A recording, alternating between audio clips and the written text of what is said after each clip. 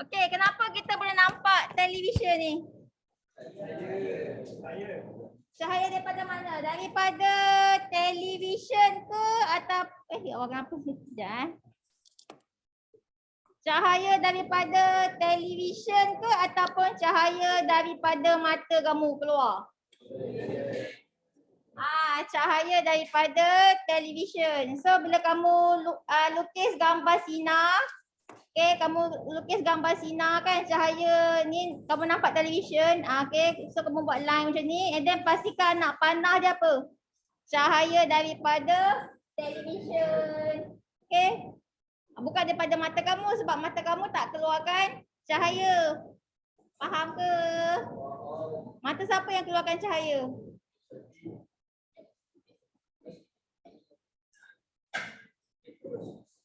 Alah, yang X-Men tu. Kan, so dia tak nak cahaya dia keluar, dia pakai spek kan. Spek yang hitam tu kan. Okey. Sama juga macam ni, kenapa kita nampak gambar ni? Sebab ada cahaya kan. Cahaya ni dipasang cahaya. So kamu nampaklah gambar ni. Jadi dia punya cahaya dia menuju ke gambar. Kemudian gambar tu dia akan pantulkan kan. Cahaya akan dipantulkan oleh gambar masuk ke dalam mata kamu. Jadi dia punya anak panah dia pastikan cahaya daripada lampu mentol pergi ke gambar. And then daripada gambar pergi masuk ke dalam mata. Make sure anak panah tu betul lah, jangan anak panah keluar daripada mata mata kita tak keluarkan cahaya. Sebab tu kita nampak gambar ni. Tapi bayangkan kalau lampu ni kita off, gelap, boleh tak nampak gambar? Tak boleh kan? So ni konsep ni lah cahaya Jadi kat sini cahaya dipantulkan. Okay, next. Pantulan cahaya. Okay, so kalau kamu ada torchlight, kamu letak torchlight kat sini. So cahaya tu akan tuju pada permukaan licin. So cahaya tu akan dipantulkan. Kat sini kamu akan nampak dia punya sudut tuju dia sama dengan sudut pantulan. Okey. So ni kita panggil dia hukum apa ni? Hukum pantulan. Hukum pantulan, sudut tuju dia mesti sama dengan sudut pantulan. So kalau cikgu nak, kalau cikgu kata ni sinar tuju, ni sinar tuju, ni sinar pantulan. Mana dia punya garis normal? Garis normal dia dekat tengah. Ni kita panggil garis normal. So sudut tuju dia, ni sudut tuju. Biasanya kamu akan nampak sudut tuju simbol dia I. I tu apa I? Kenapa dia buat sudut tuju simbol dia I? I tu incident. I tuju. Lepas tu yang pantulan ni kan kamu akan nampak dia punya simbol dia R. So R tu apa? Reflection kan? Reflection. Okey, boleh. Ni kalau permukaan licin So kamu akan nampak pantulan dia sekata. Kalaulah permukaan dia kasar macam ni. So cahaya dia kamu nampak macam mana? Pantulan dia berselerak. Okey. Maksudnya kat sini apa? Dia punya sudut tuju dia sama tak dengan sudut pantulan? Tak sama tak sama dengan sudut pantulan, tak sama. Sebab permukaan dia kasar. So dia tak samalah sudut tuju dengan sudut pantulan. Boleh? Okay, tu je. Okay, next. Okay, inilah pantulan cahaya. Kan tadi kita okey, ni cermin. So kita ada cermin satah. Okey, cermin satah permukaan dia apa? Rata ke kasar? Dia permukaan rata kan? Permukaan rata. So kalau kamu tujukan cahaya, jadi dia akan mematuhi apa? Hukum pantulan di mana sudut tuju dia sama dengan sudut pantulan. Kalau sudut tuju dia 60 darjah, sudut pantulan dia berapa? Ya, 60 darjah juga. Boleh. Okay, ni senang je. Okay, lepas tu ini patutnya buat eksperimen. Okay, tapi cikgu tak naklah buat eksperimen ni. Tak apa ke? Senang ke eksperimen ni? Bukan tak nak. Cikgu nak buat eksperimen lain. Ada yang lain. Yang ni. Ni korang pernah buat kot menengah rendah. Pernah tak buat? Masa apa P3 tak pernah kan? Tak ada. Okey, tak apa je. Senang je. Dia pakai cermin SATA. Kita ambil kotak sinar. Tahu kan kotak sinar tu apa? Dia macam torchlight lah. Dia keluarkan cahaya. So cahaya tu akan menuju pada cermin SATA. Nanti dia akan mengalami pantulan. Kalau lah dia punya sudut tuju je tu. Okey. Masa kamu nak buat eksperimen ni, kamu akan lukis dia punya garisan sinar tuju dia guna pensel lah. Guna pensel. Kemudian cermin SATA tu kamu kena tahulah garis normal. Macam mana nak tahu garis normal? Dia mesti berserenjang dengan cermin SATA tu Dia kena berserenjang. So kan nanti kamu akan nampak dia punya pantulan dia Pantulan dia ke mana ni sinar tuju. So nanti kat sini dia punya sinar pantulan dia.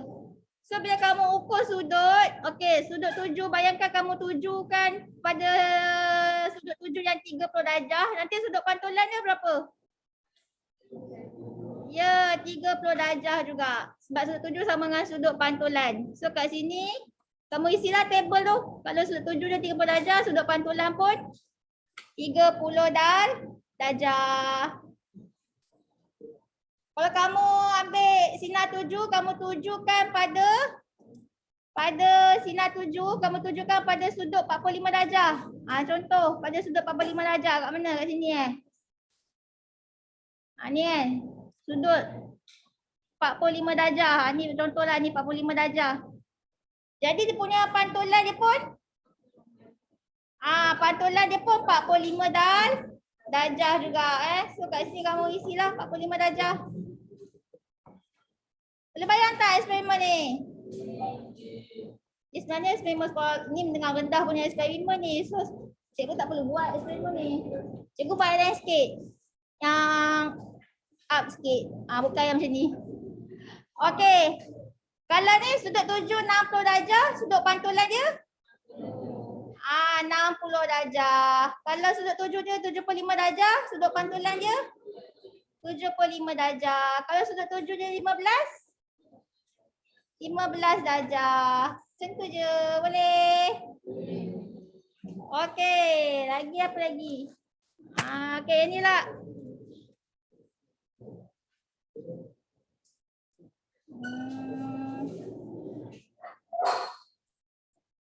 Okey. Kenapa kita kan pagi-pagi kita tengok cermin kan? Kenapa kita nampak muka kita dalam cermin? Sebab apa ni? Sebab pantulan cahaya. So sama juga dengan objek ni, kita letak objek di depan cermin, kamu akan nampak image dia dalam cermin kan. Okey, jadikan civi image. Okey, civi image dalam pantulan ni, dalam pantulan ni pantulan lah kan. Okey, so civi image dia sama saiz ke lebih kecil ke ataupun lebih besar? Cuba tengok image dia.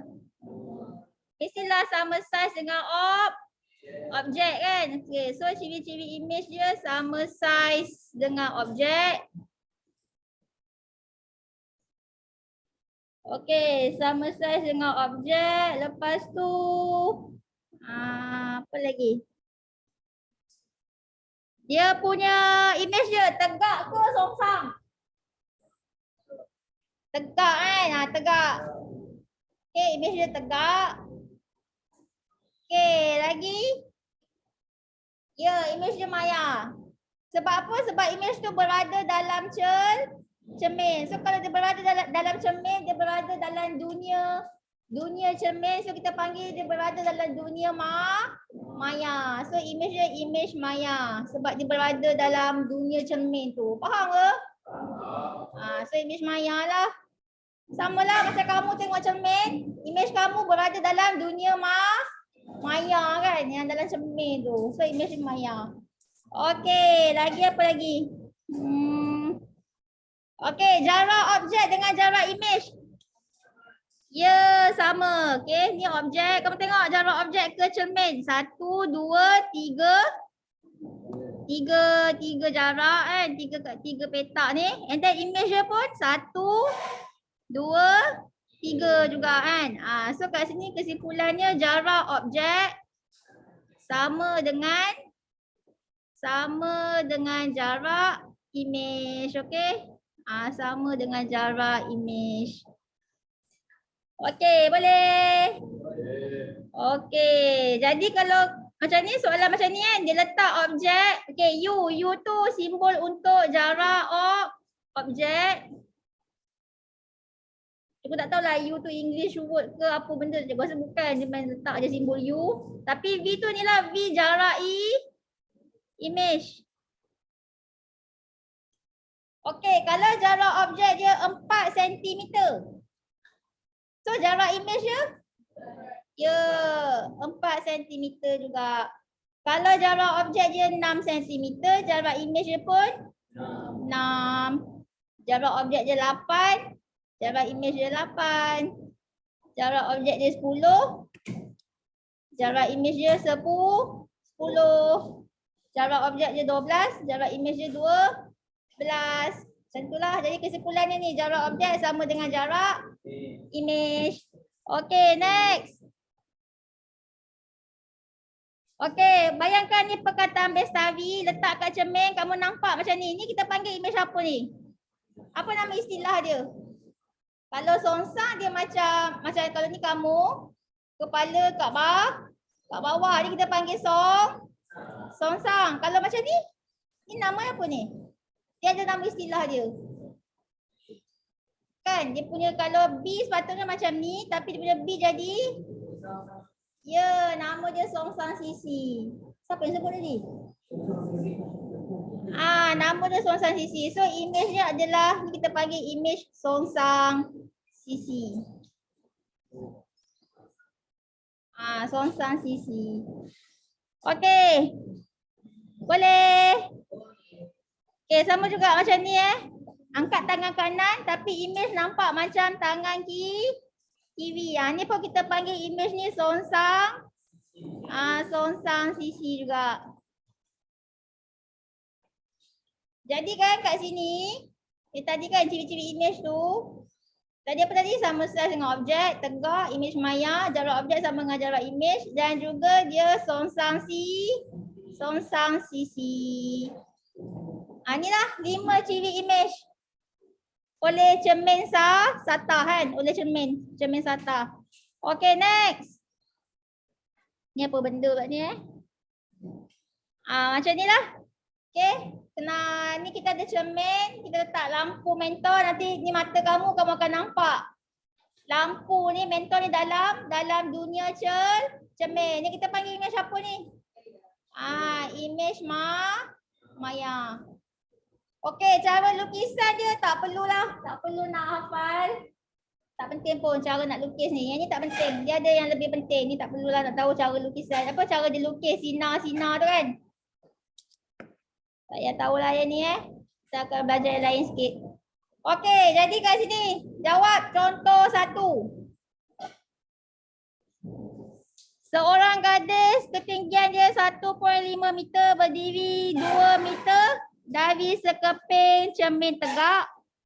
Jika dia berjalan 0.5 meter menjauhi cermin itu, berapakah jarak di antara kedudukan akhir gadis itu dengan image-nya? Cuba fikir. Aku jawab 4 tadi. Kamu kan?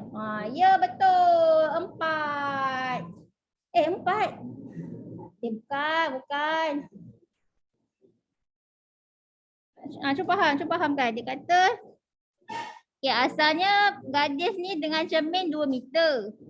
Lepas tu dia berjalan 0.5 meter menjauhi cermin itu. Dia jalan, dia ke belakang, dia ghostan. Dia ghostan sejauh 0.5 meter. Dia ghostan 0.5 meter, dia ke belakang. So berapakah jarak antara kedudukan akhir gadis itu dengan imej dia. Okey, ni cermin. Kat mana imej gadis ni? Mestilah dalam dunia cermin ni kan. Ni dia. Ni. Ni imej dia. Okey. So, budak perempuan ni dah ke belakang. Bila dah ke belakang, dia berada kat mana? Dia berada kat sini lah, tahu tak? Dia dah berada ke belakang. Ni, kita padam ni. Okey. Ni gadis.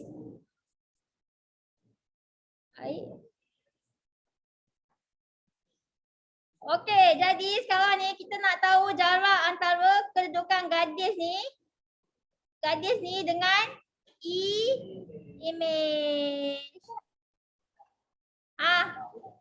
Berapa? 5 meter. 5. Ya betul, 5. 5 meter. Dapat tak? Okey, so kamu tahu kan? Orang nak belajar. Pergi mandi. Lama. Tengok siapa kat tu.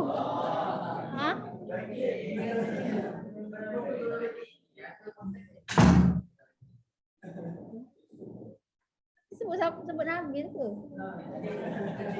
Adik, okey.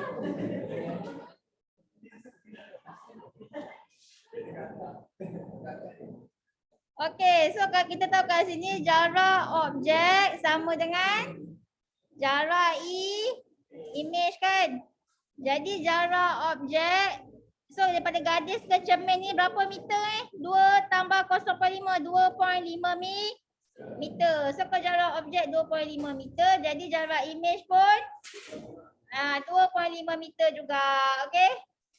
Jadi dia nak jarak antara gadis dengan imej, kamu tambahkan dapatlah 5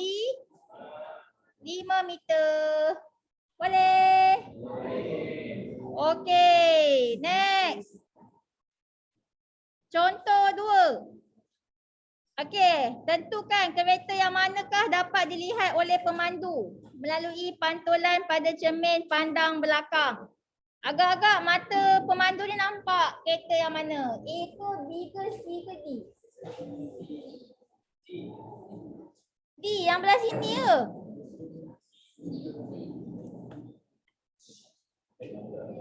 C. Okey, kamu tahu kan pantulan sudut tuju mesti sama dengan sudut pantulan. So kan D memanglah tak, bukan kan sebab takkan D kot cermin kat sini tu lah. So dia macam ni. Jadi agak-agak yang mana ni? Kalau sini macam tak logik. Kalau macam ni logik tak? Logik kan? Jadi kat sini kita boleh tahu mana sudut tuju? Sudut tuju. Okey, sekarang ni kita tengok ni sinar dia. Cahaya tu keluar daripada mata ke cahaya daripada kereta? Daripada kereta ni kan, dia tuju cermin, lepas tu dia pantul. Jadi sudut tuju dia yang inilah tu lah. Ni sudut pantulan. So jawapannya apa? P. Kan, betul kan?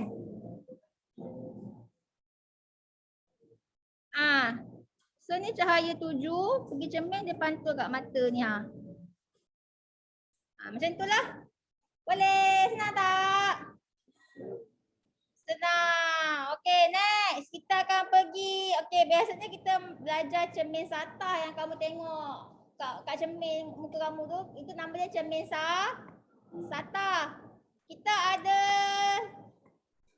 3 jenis cermin Kita ada cermin satah. Maksudnya cermin ni rata lah. Kita juga ada cermin cembung. Cermin cembung dia macam ni lah, cermin cembung dia. Nama dia cermin cembung. Kamu akan nampak cembung kat sini. Dan juga cermin cekung. Ni cekung, ni dia cekung kan ke dalam. Ni kita panggil cermin cekung. So cikgu macam ni lah Okay, cikgu akan bagi cikgu tunjuklah cermin dia. Alamak, kat rumah macam nak tengok cermin. Ha?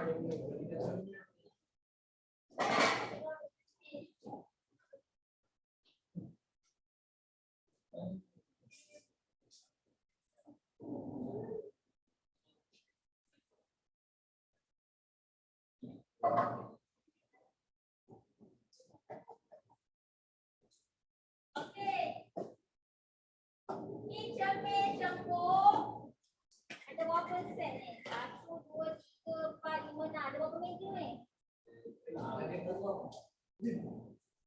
kali.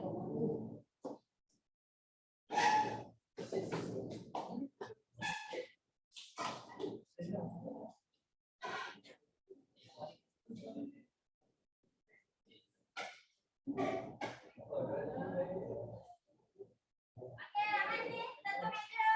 Senang keluar wakil. Ambil cermin. Ambil cermin cembung. Ni cembung. Lepas tu ni cekung. Ambil. Lepas tu kamu pegang-pegang cermin tu. Nanti kamu akan rasa mana cembung, mana cekung. Yang kat rumah nanti minggu depan lah cikgu tunjuk cermin tu. Kalau Google dekat sini sekejap.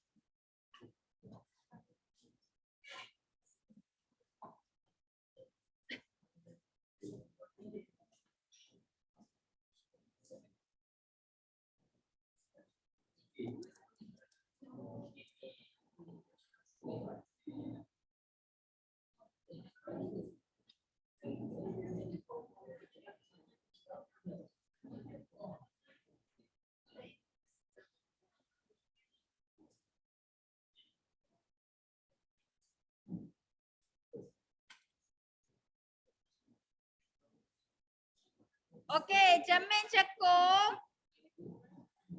Masuk dalam ni lah. Ni semua cermin cekung. Kalau kamu pegang cermin cekung tu, kamu akan rasa macam mana? Rasa apa? Rasa rata ke ataupun rasa cekung? Dia rasa ke dalam kan? So nak rasa cekung. Kan betul tak? Cermin cekung. Dalam English kita panggil concave mirror concave. Okey, cekung. Kalau cermin cembung, cuba pegang cermin cembung. Kamu rasa apa?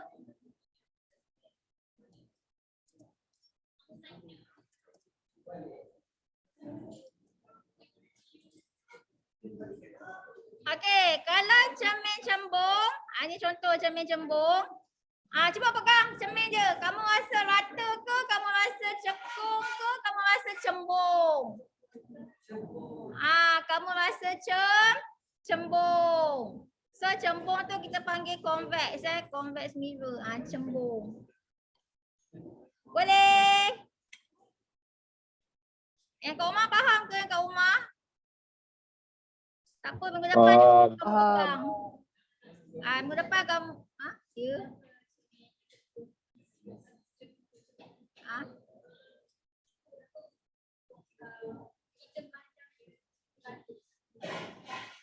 Kan kenapa pandang cermin cekung terbalik?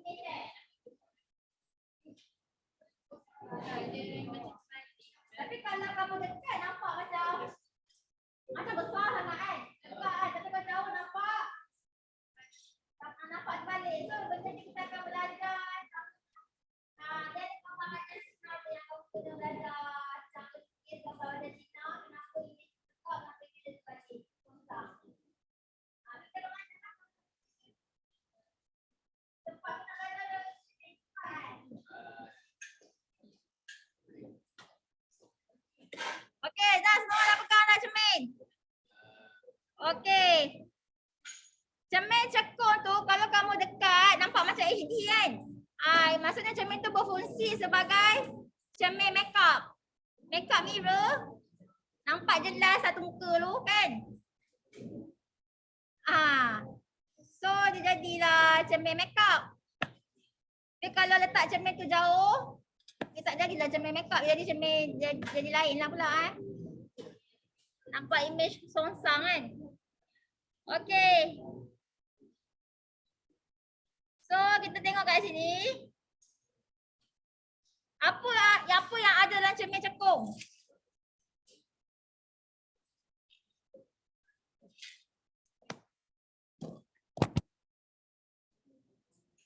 Okey, kalau kamu nampak dia macam ni, dia ke dalam, ni nama dia apa tadi?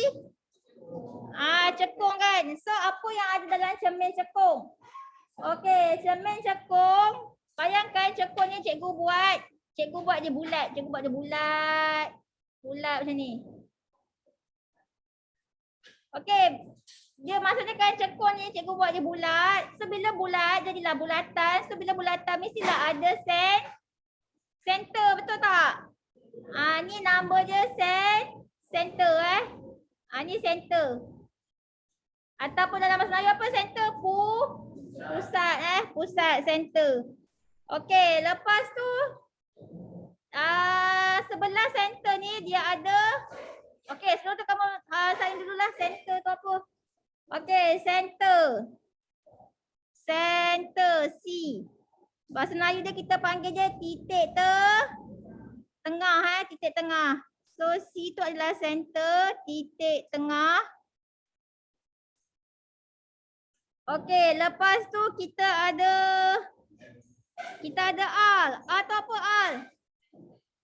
Bukan. Dalam bulatan kan kita ada center. Lepas tu kita ada radius. So R tu radius jejari. Ini nak belajar lukis ni. Sebelum nak belajar lukis kena tahulah dulu dalam cermin cekung tu ada apa. Cermin cekung tu bayangkanlah dia bulatan, dia ada center kat tengah dia, lepas tu ada radius jejari. Lepas tu P. Ni kan cermin. So kat tengah tu P. Ni pole, kutub. Pole ataupun bahasa Melayu dia apa? Kutub. Kutub cermin. Kutub cermin. Kutub. Pole. Okey, pole. Okey, lepas tu F. F tu adalah titik fokus titik fokus. Okey, titik fokus. Lagi apa lagi? Kalau F kecil pula. F kecil ni jarak antara apa? Titik fokus dengan ni. P tu dengan pole tu. Dengan pole So jarak antara pole kutub tu dengan titik fokus Kita panggil dia jarak fokus. F tu adalah jarak fokus. Maksudnya jarak antara pole kutub dengan titik fokus. Okey, boleh ke ni? Boleh, okey. Itu kalau cermin cekung. Kalau cembung, kalau ni kita panggil ni, kalau kamu pegang kat sini nampak cembung kan? So cermin cembung pun kita buat dia punya bulatan. Ni bulatan dia. Pun sama juga. Kat tengah dia apa? Tengah dia kat sini kita panggil apa ni? Center, pusat. Lepas tu yang cermin tu kita panggil P. P tu apa? Pole, kutub. Lepas tu dia ada radius kan antara titik tengah tu dengan cermin ni. Lepas tu dia ada F. F tu apa F? Titik fokus dan kita ada F kecil. F kecil tu jarak fokus. Okey. Setakat ni okey tak? Nampak je macam ni. Okey, nanti kita akan belajar cara lukis. Senang je lukis je, tak susah pun. Okey, kemudian apa lagi yang cakap? Okey, tengok cermin cekung Macam mana nak tahu kat mana titik fokus dia F? Setiap cermin cekung dia lain-lain Macam mana cermin cekung?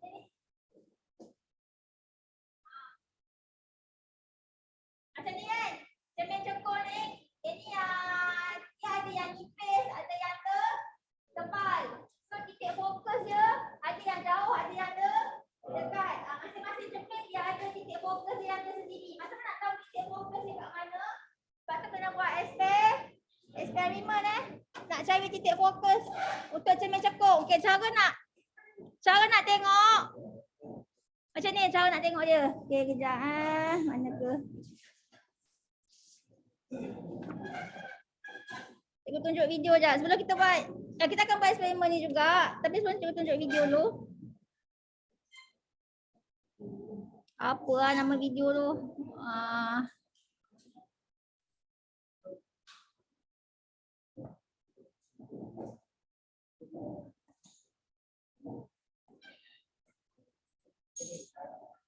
Kayak ini.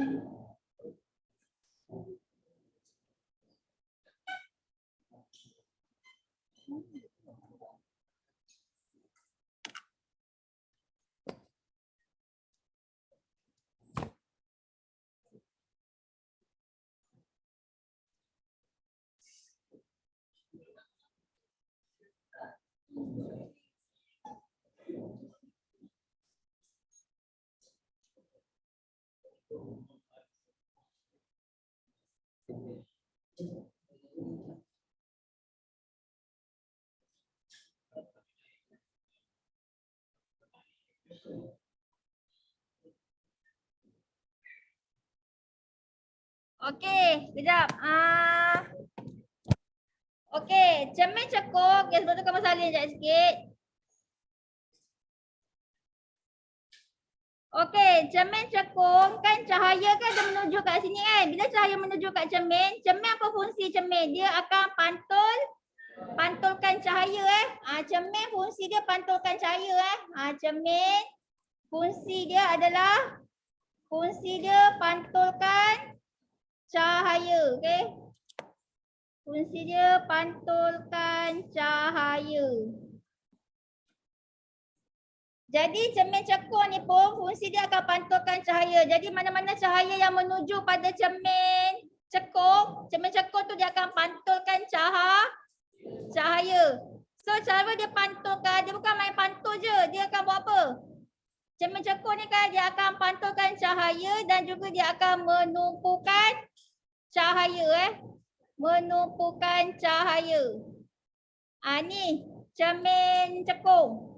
So kamu tulis kat situ cermin cekung pantulkan cahaya dan menumpukan cahaya pada mana? Pada titik fokus.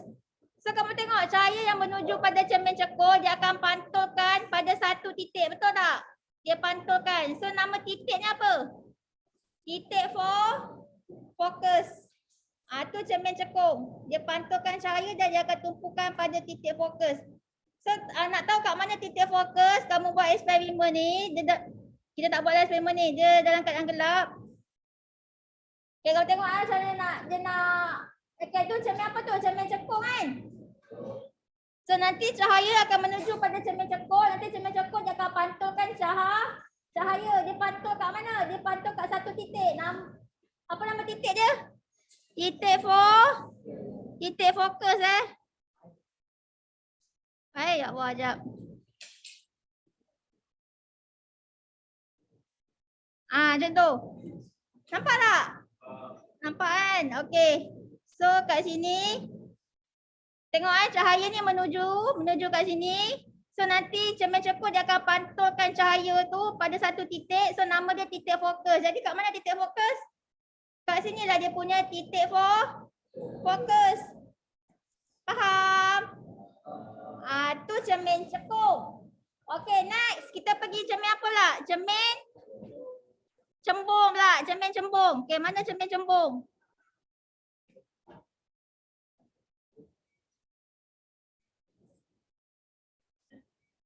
Okey, ni nama dia cermin cembung. Cahaya yang menuju pada cermin cembung dia akan pantulkan cahaya juga. Samalah cermin kan, dia akan pantulkan cahaya cermin cembung ni. Tapi dia tak menumpukan cahaya, dia akan apa? Dia akan mencapahkan cahaya. Dia pantulkan cahaya dan dia mencapahkan cahaya dari titik fokus. Faham tak maksud dia? Ni cermin cembung, okay? Cermin cembung. Fungsi dia, dia pantulkan cahaya, dia mencapahkan cahaya dari titik fokus. Kat mana titik fokus? Kat sini kan? Tadi kan yang ni bulatan betul tak? Lepas tu ni center. So sini kan dia punya titik fokus. So kan dia akan mencapahkan cahaya daripada titik fokus. Maksudnya kan cahaya tu menuju kat sini. Dia tuju kat sini, dia tuju kat cermin. Nanti cermin tu dia akan mencapahkan cahaya. Ni nama dia mencapahkan cahaya. Dia capah. Dia capah lah. Kalau ni menunggu. Kalau macam ni mencapah. So cara dia mencapah macam mana? Bukan main suka hati dia mencapah. Dia akan mencapah dari mana ni? Dari titik fokus. So dia mencapah dari titik fokus. Faham tak? Ni kalau korang nak belajar doktor mata ke apa kan? Nak buat apa optometri ke apa ke, kamu kena tahulah pasal ni. So dia akan mencapahkan cahaya dari titik fokus. Allah, kenapa pula ni? Sekejap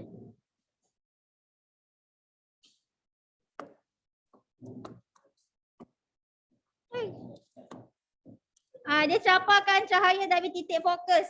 So macam nak tahu kat mana, kena buatlah eksperimen dalam keadaan bilik yang gelap. Tapi kita tak buat yang ni Orang tengok video je lah yang ni. Okey, sekejap mana ke? Convex. Tadi concave kan? Ni convex. Convex mirror.